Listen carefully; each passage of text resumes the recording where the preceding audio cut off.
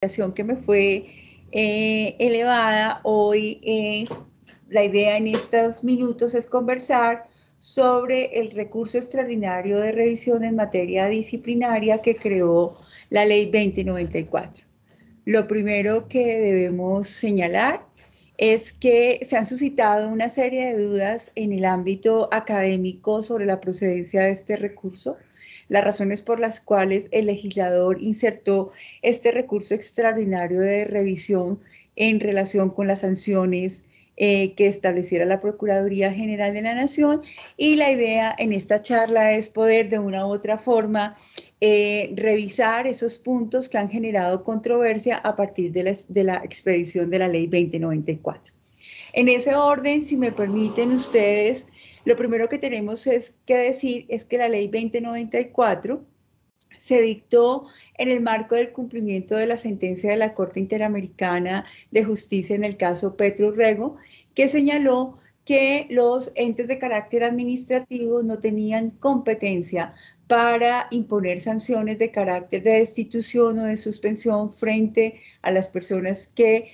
fueran elegidas popularmente. Es decir, la restricción de los derechos políticos en el marco de la sentencia del 8 de julio de la Corte Interamericana señalaba que la restricción de los derechos políticos debe ser ejercida en el marco de un proceso judicial y de conformidad con las garantías establecidas en el artículo 8º convencional, 9º convencional y 25 de esa convención. En ese orden, y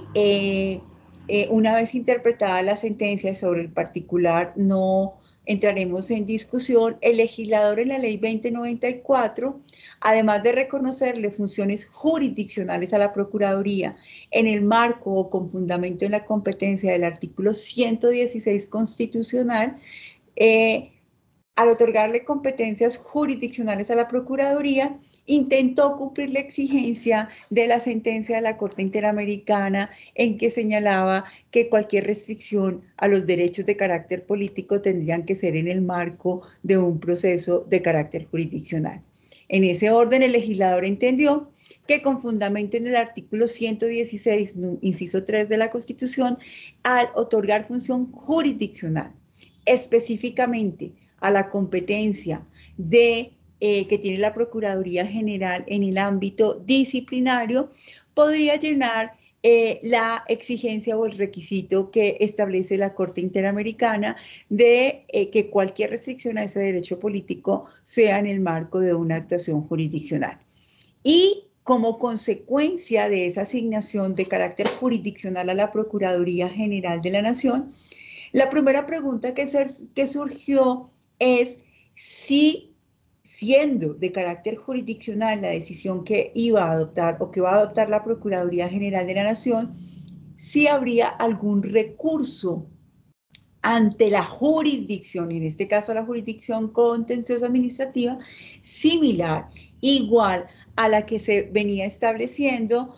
cuando no ejercía función jurisdiccional. Y en este punto debemos advertir que, de conformidad con las distintas decisiones del Consejo de Estado, pero especialmente aquella contenida en una sentencia del año 2016, la sentencia del 9 de agosto del 2016, la Sala Plena de lo Contencioso Administrativo señaló a efectos de esta charla dos aspectos que considero fundamentales. Lo primero es que, independiente de esa función especial que pudiera cumplir la Procuraduría General de la Nación, su función o los actos que terminaban o concluían esa actuación de carácter disciplinario eran típicos actos administrativos y, en consecuencia, como actos de carácter administrativo, tenían o son susceptibles de ser controlados ante la jurisdicción de lo contencioso administrativo a través de la acción de nulidad y restablecimiento del derecho. Y adicionalmente, hacer esa distinción en que era un pleno acto o que era un acto de control, un acto administrativo. En ese orden, el ejercicio de la acción de nulidad era una acción plena, es decir, que la competencia del juez contencioso era plena para evaluar el acto, que la presunción de legalidad es igual a la de cualquier acto administrativo, porque estamos frente a un acto administrativo, que la existencia de un procedimiento previo y reglado, en este caso en el Código Disciplinado, no cambiaba las características de ese acto administrativo y que a pesar de esas consecuencias no estaba exento de control y que ese control implicaba un control pleno, amplio y suficiente por parte de la jurisdicción a efectos de cumplir la exigencia especialmente de que exista una tutela judicial efectiva frente a los actos de la administración. En ese orden y en el marco de la distinta jurisprudencia que a partir de la sentencia del año del 9 de agosto del 2016 se ratifica en el Consejo de Estado sobre la competencia plena que tiene el contencioso administrativo para hacerle control al acto del acto producto de la función disciplinaria de la Procuraduría General. En ese orden, volviendo con la atribución de función jurisdiccional, se preguntó exactamente si una vez atribuida esa función jurisdiccional,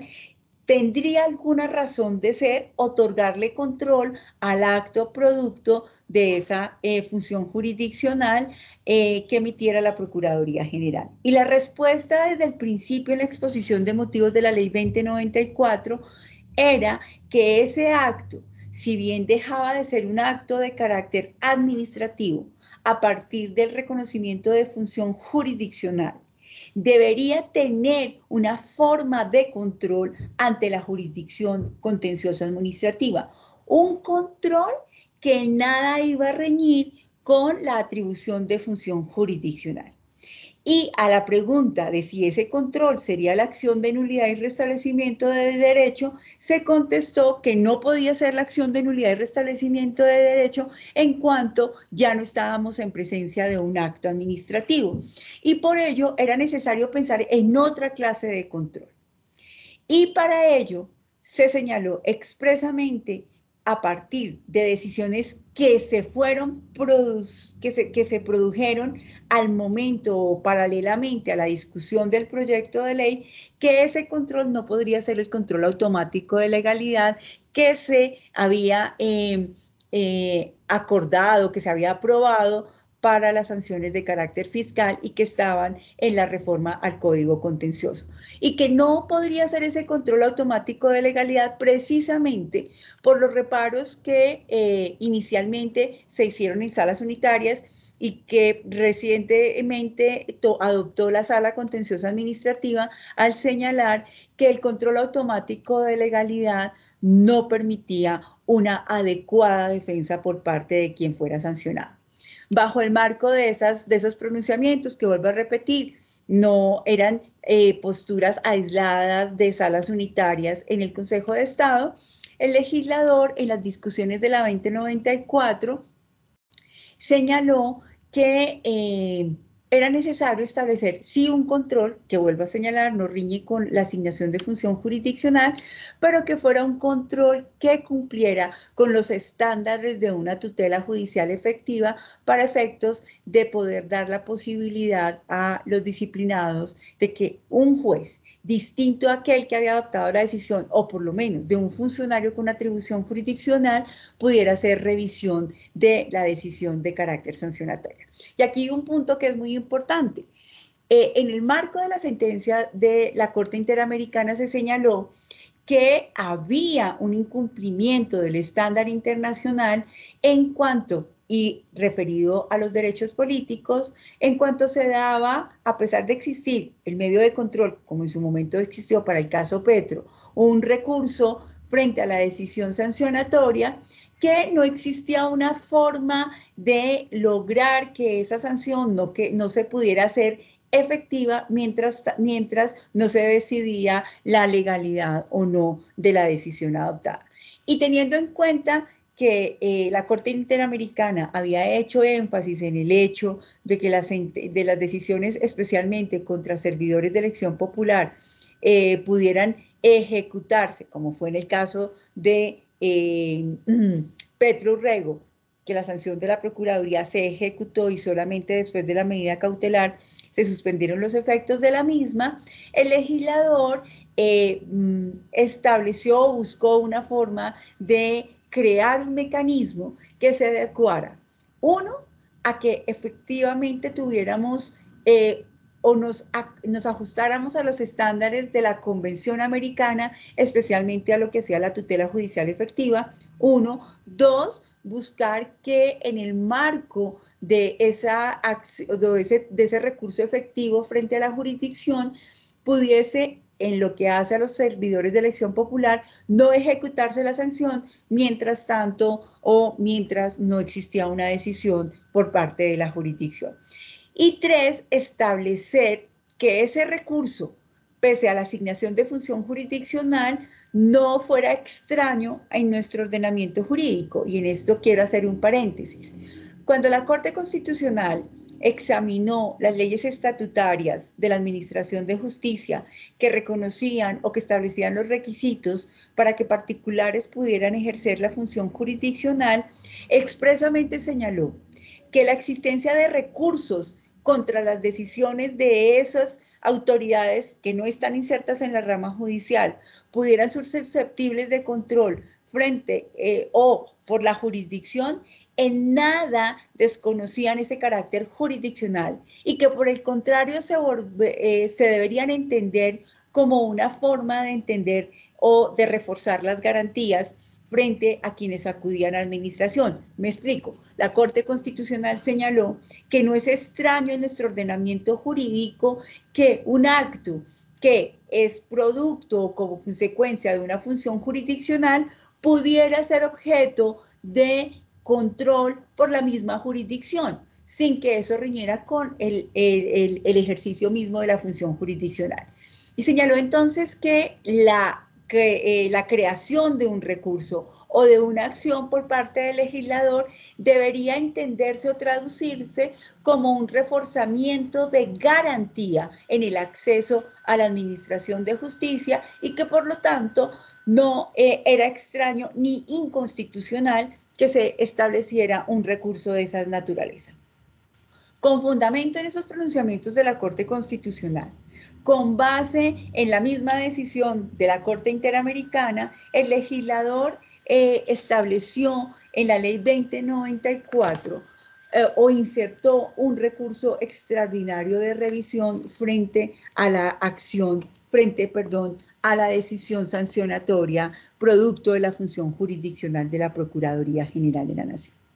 ¿Qué hizo el legislador en este caso? Realmente, si uno hace una revisión de esta acción extraordinaria de revisión que tomó el legislador en el 2094, lo que hizo fue tomar el recurso extraordinario de revisión que hoy existe en la jurisdicción laboral, en la civil y la penal, para entender que así como en las jurisdicciones existe la posibilidad de controvertir decisiones ejecutoriadas de los jueces y de los tribunales y de las altas cortes a través del recurso extraordinario de revisión, lo mismo se pudiera hacer en relación con la decisión sancionatoria que en el marco de la función jurisdiccional adoptara la Procuraduría General de la Nación. Y en ese orden, haciendo un paralelo o una similitud a lo que es el recurso extraordinario de revisión ante el contencioso administrativo, uno puede encontrar que lo que hizo el legislador fue buscar ese paralelo entre el recurso extraordinario de revisión ante el contencioso administrativo para entender que era posible en el marco del análisis de la sanción disciplinaria, generar un mecanismo que le permitiera al sancionado demandar, y aquí, digamos, recurso extraordinario realmente se convierte más en una acción a través de unas causales, unas similares, o por no decir iguales a las del recurso extraordinario que hoy está en el Código Contencioso Administrativo, adicionando unas causales especiales frente a la decisión de carácter disciplinario. Quiero señalar con esto que lo que hizo el legislador es copiar en parte la naturaleza de ese recurso extraordinario de revisión, conservar unas causales de ese recurso extraordinario de casación tal como hoy está en el CEPACA y adicionar unas causales en relación con la decisión misma por la naturaleza de la sanción disciplinaria. Y en ese orden incorporó en el marco de la Ley 2094, fusionó causales del recurso extraordinario de revisión en lo que hace a las sentencias en el contencioso administrativo, para equipararlo de una u otra forma a la decisión del recurso